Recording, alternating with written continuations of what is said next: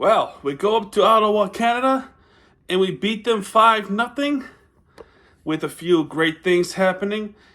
And with that, we shall discuss this game. So, there's not much to say about this game. We go into Ottawa and we dominated. We dominated against the Senators 5-0 with Sam Reinhart power play goal and another power play goal, and then Bennett with another power play goal. Ooh, 3 for 3 on power plays? I'll take it. And then 2 goals of Verhaeghe and Luostarinen to put things off. That's the end of the game. So, thank you guys for watching this video. Hit the like button and hit that subscribe button. And that's it. That's all it is for this video. And until you realize, hold up. Hold the phone. Hold the phone. There's actually a lot to talk about. There's actually a lot to talk about in this game. So, I don't think the joke was funny, but I was trying to say, really, the only thing I was trying to say was we dominated Ottawa Senators, and that's it. We moved on, right? Well, yes and no. Now, this game, it is true. It is 5-0 Florida. That would be the final score. And yes, it's true. We did actually score some power play goals, but not before so much crazy shit happened in this game. So, I don't want to make this video way too long, because if I talk about every single detail, we'll probably be here for 40 minutes or so. So, alright. So, here's the score summary. So, and I'm gonna go thoroughly with I'm gonna go over the score real quick and how the power play goals happen. So, we start off with before I mention anything else, and it always slips my mind, is Sergei Bobrovsky going up against Ottawa's Jonas Korpisalo. Korpisalo is their goaltender for this game. We start with the face-off loss. Ottawa starts off with Josh Norris winning the face-off, and a minute and 5 seconds into the game, Jacob Bedard-Docker gets called for tripping on Verhaeghe. We go on a power play, and there's a power play goal. And Alexander Barkov and Matthew Tkachuk assist Reinhart, who has himself a 14th goal of the season. Okay, 14th goal of the season, power play goal, awesome stuff there already. So I'm waiting for another goal to happen. Well, it did happen in our favor, of course. All right, Tkachuk, big name. Big name tonight, not just for Matthew Tkachuk, his brother Brady Tkachuk. So this is what I like to call a Tkachuk Bowl, which pretty much means 2 Tkachuk brothers playing against each other. It's Brady Tkachuk on the Ottawa side and Matthew Tkachuk on our side. Hence, I'm wearing the jersey because I root for the Matthew Tkachuk. Anyway, that's score number 1. Now in the first period, it's been very quiet. There was a high sticking call on Reinhart, but that ended up being a double minor.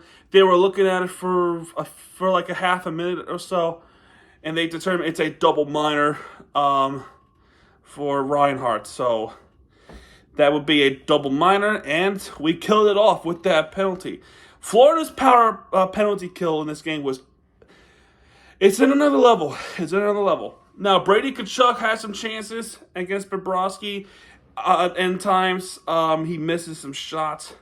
Tkachuk was better today. It was better tonight. So we end the first period 1-0 and the power play goal. All right, next up, we have a Gustav Forsling. We're now in the second period. Now, this is where it gets very interesting towards the end of the game. Gustav Forsling gets called for a tripping against Brady Tkachuk, and that's an awful call. A lot of players, every player in this league has done the same thing that Forsling did in this one. Basically, he's on the ice, trying to get the puck and Brady Tkachuk, trips over as Gustav Forsling is on the ice like this, laying flat, and he gets called for a tripping. A lot of players do that. What do you want them to do? A lot of players do that, and they don't get called for a penalty. Why not this? Why are you letting it happen with this one? Now, it didn't matter because penalty kills for Florida, spontaneous. Another power play has killed off. There was a power play for us. Vladimir Tarasenko called for interference on Gatrovic, and that would be an interference call. And guess what? Guess what? Guess what? Reinhardt with the wraparound goal assisted by Bennett and Barkov. That's Bennett's first assist of the year. Reinhardt gets a second goal tonight, 15th goal of the season, and second power play goal tonight for Sam Reinhardt. Beautiful wraparound. It is now 2-0 at this point. Hold on a minute, though. There was a challenge by Ottawa. They were challenging to see if Reinhardt was offside before Bennett even get to the line, right? Was Bennett on the line or over the line or off the line when Reinhardt was trying to make the play? Was he? I don't know. It was so close to tell. Now, Ottawa has a case. I can say Ottawa has a case in this point. I think what the angle is showing is maybe Bennett didn't quite get there in time for it to be offside, so he was remain on. If that's the case, then that is brilliant. I don't know. I mean, either way, I'm happy with this call because, well, it benefited us. But I don't know. It's too close to say. They took about 6 or 7 minutes in this. Maybe shorter than that. They took for its standards, they took a long time to take a look at it, and they said there was no evidence. There was no evidence of this. So what that means is the call in the field, call on the ice is the player was onside. We have a good goal, and pretty much what that means is,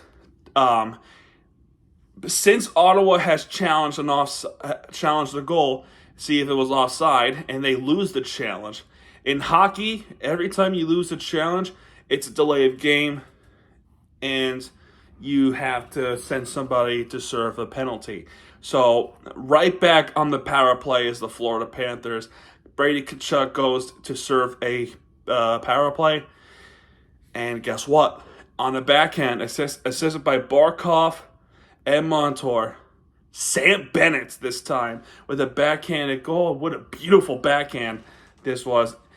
And for the first time in NHL history, power play goals were scored by a named Sam.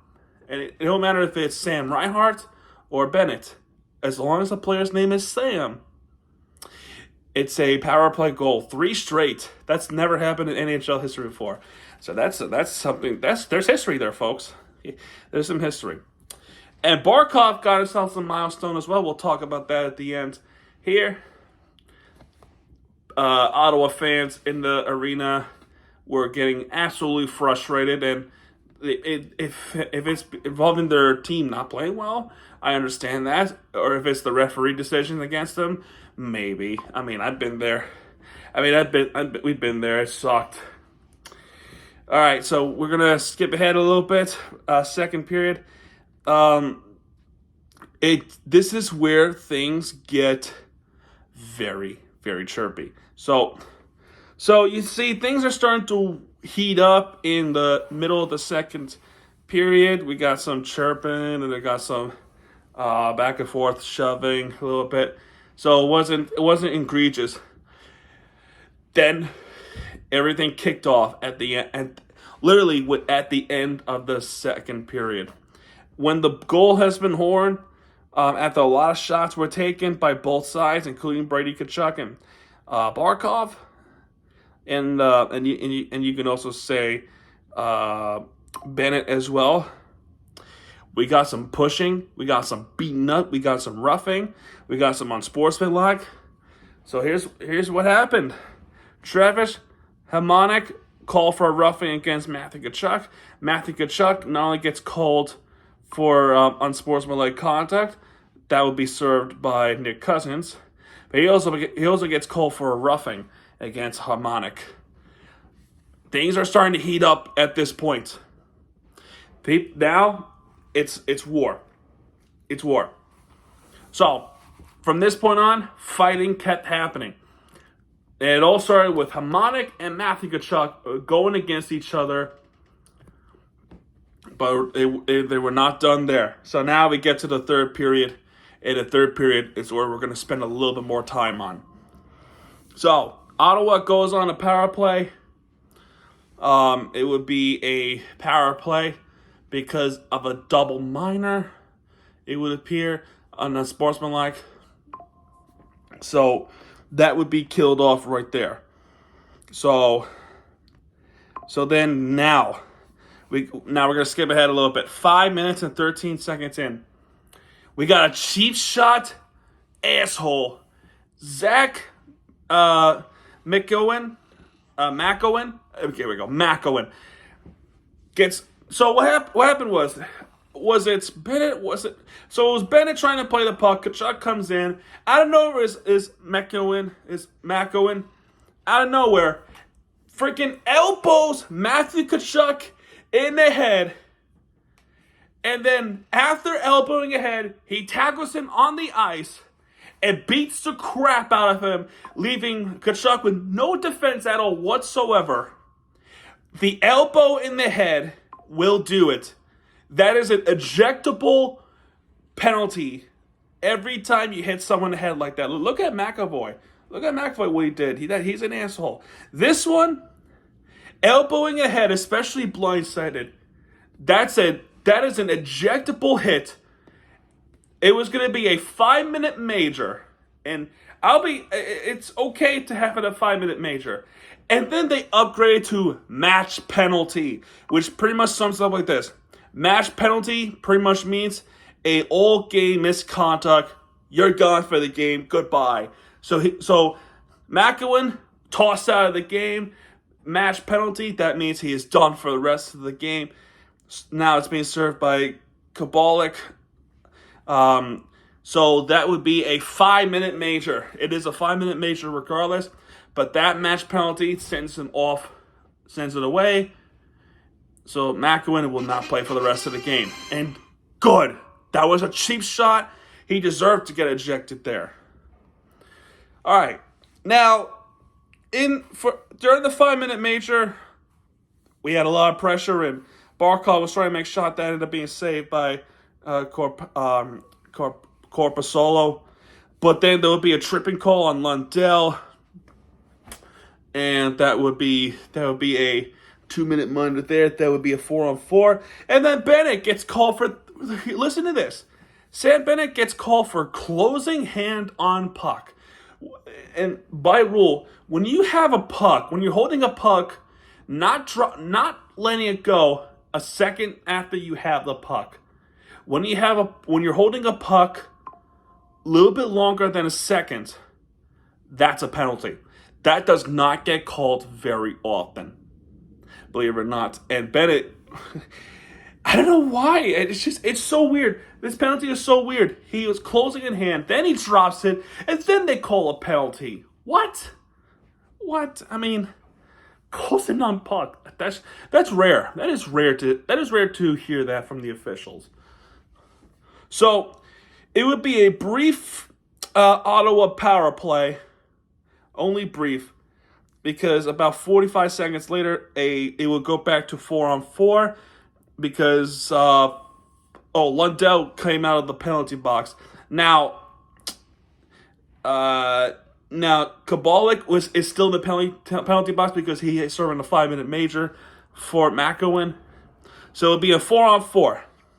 It would be a 4-on-4 for a brief, and then that penalty would be killed off, leaving a couple more seconds with the 5-minute major, and then the 5-minute major is finished, and then we have this situation. There was a Matthew Tkachuk hits Steel Toll, and then Jake Sanderson comes in, wanting a piece of Matthew Tkachuk, 1-on-1, gloves off, and everything. Even Matthew Tkachuk even takes off his helmet. That's a penalty, believe it or not, and he got called for it for a unsportsmanlike conduct. So So then after that, Kachuk versus Sanderson. Both of them go into the penalty box. Kachuk will end up having a 7-minute penalty because let me see if I get this right. So unsportsmanlike conduct is for taking off the helmet. I think that's 5 minutes, and I think 2 minutes is fighting. I could be wrong. I could be flipping the rules here. But anyway, Sanderson also gets called for fighting, and then it would be a 4-on-4 at this point, or was it 4-on-4? I think it's 4-on-4 as far as I remember. TV timeout coming out, and then oh wait, no, now I remember. This will be an Ottawa power play, and then there will be a 4-on-4 after this. Brady Kachuk gets called for cross-checking Aaron Ekblad, and he goes in the penalty box, not gonna let his brother Matthew, go through this alone. He'll go through it with them. But that ended up being a mistake because assisted by Kulikov, power play goal. Or no, not power play goal, excuse me. 4-on-4 goal would be this play. A snapshot by Carter Verhaeghe goes in the back of the net. 9-0. 9-0. Jeez, imagine that. 4-0 Florida. That's his 9th goal of the season, Carter Verhaeghe. Alrighty. Now things at this point were getting pushing. Now that cross check by Brady Kachuk is setting off fire. Matthew Kachuk fighting with other players, especially Matt McElwain, is setting off fire.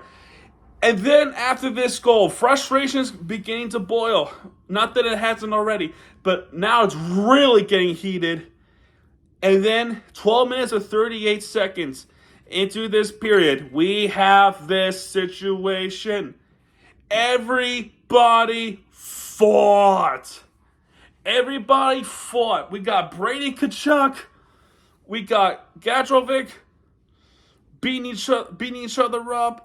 Lomberg, Kulikov, Brandstorm, Charter, Hamonic. And some guys are just trying to break up the peace, trying to set for peace. It's Hakim Ekman Larson. And you're not going to believe this.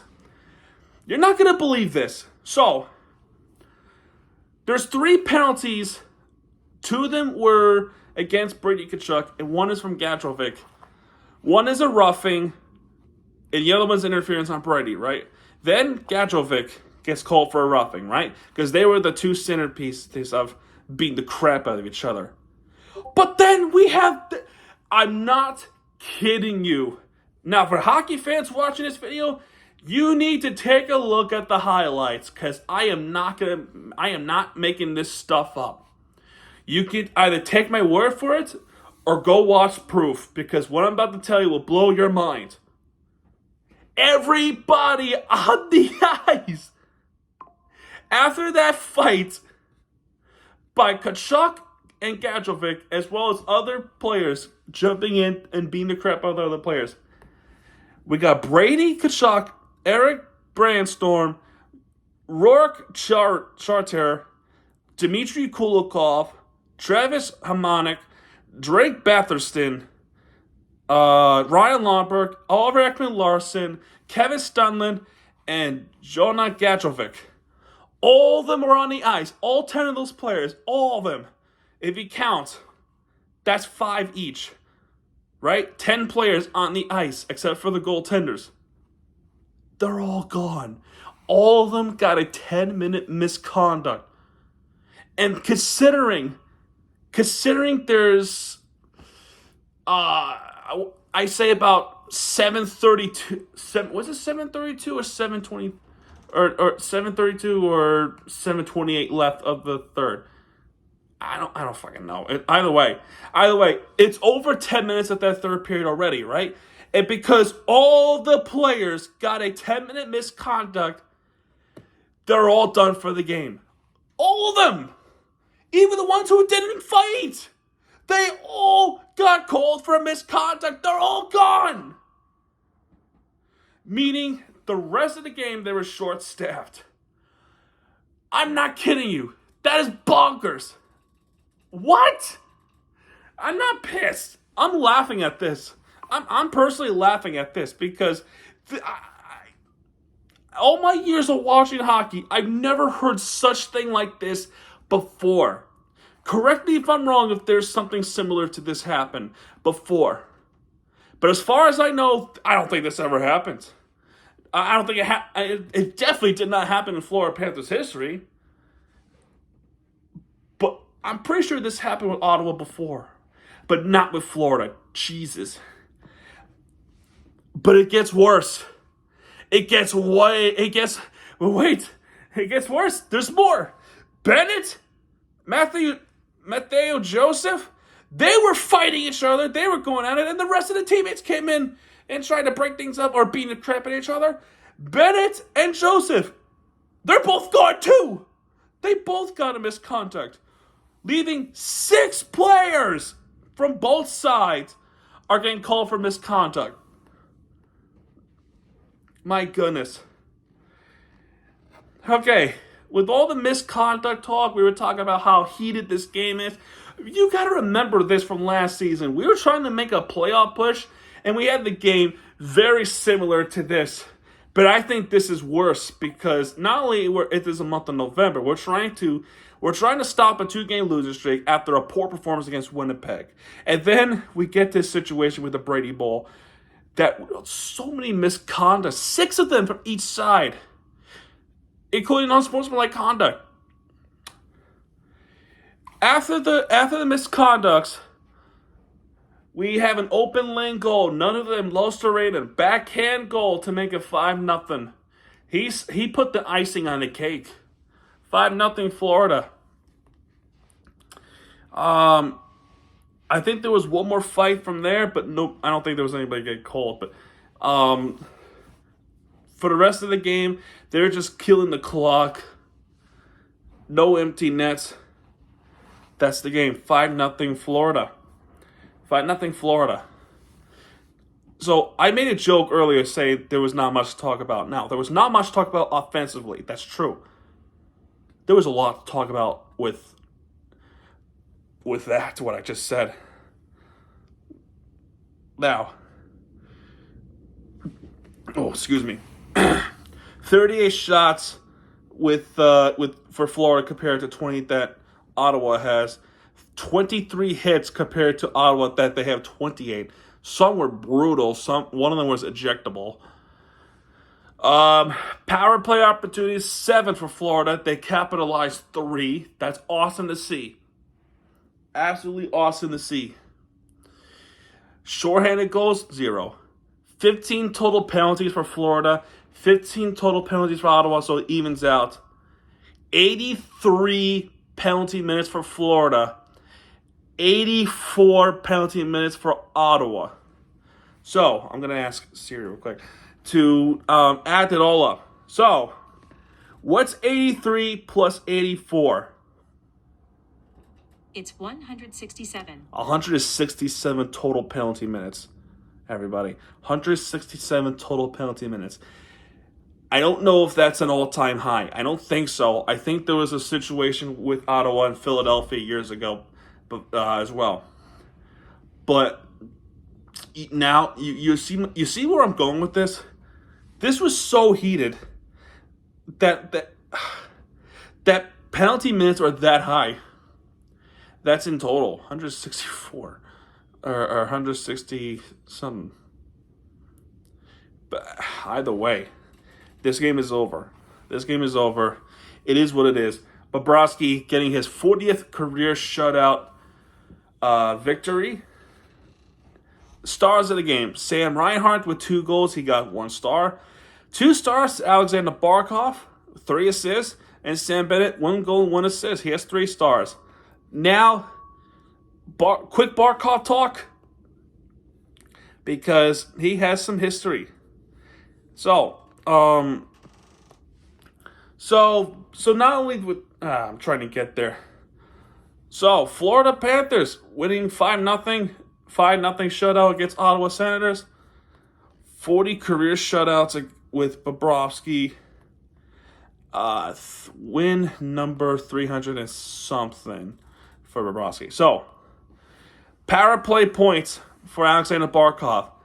New leader in franchise history, 191 power play points.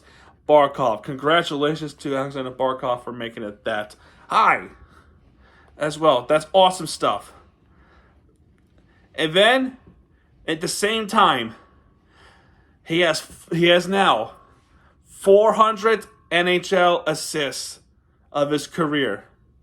That's a new record for Barkov, and he continues to make it amazing for his career. I mean, he's going to be a Hall of Famer. Let's be real. 400th NHL assists, 191 power play points for Barkov, and they just keep calling me. This is a amazing milestones for Barkov, and there was another milestone for Bobrovsky for the shutout win number 359, 370. I think it's 370. 370th win of his career. If I'm wrong, well, that's shit. I believe it. I think, as far as I remember, it's 370th win is Bobrovsky. That is amazing. Amazing. Now for Ottawa, they're I think they're gonna have a sleepless night tonight. All right, guys. I think Florida has a game tomorrow, which means it's a 3-game night for Miami sports tomorrow. Yeah, they do. They got Toronto Maple Leafs tomorrow at Scotiabank Arena. It is going to be the arena that we have won the series against the Maple Leafs last season. That's about 6 months ago that we achieved that history. That Nick Cousins was the one that ended the series in overtime against the Maple Leafs. And we're going to continue. We're going to try to continue this momentum to get back on track against the Maple Leafs. And we're going to do that tomorrow night. Anyway, guys, that's going to do it for this video, folks. If you have enjoyed this video, hit the like button, subscribe for content, because Miami TVG has it back. And when he does, he'll be right there with you for the entertainment you deserve. This is Miami TVG. Sign out, folks. Good night, everybody.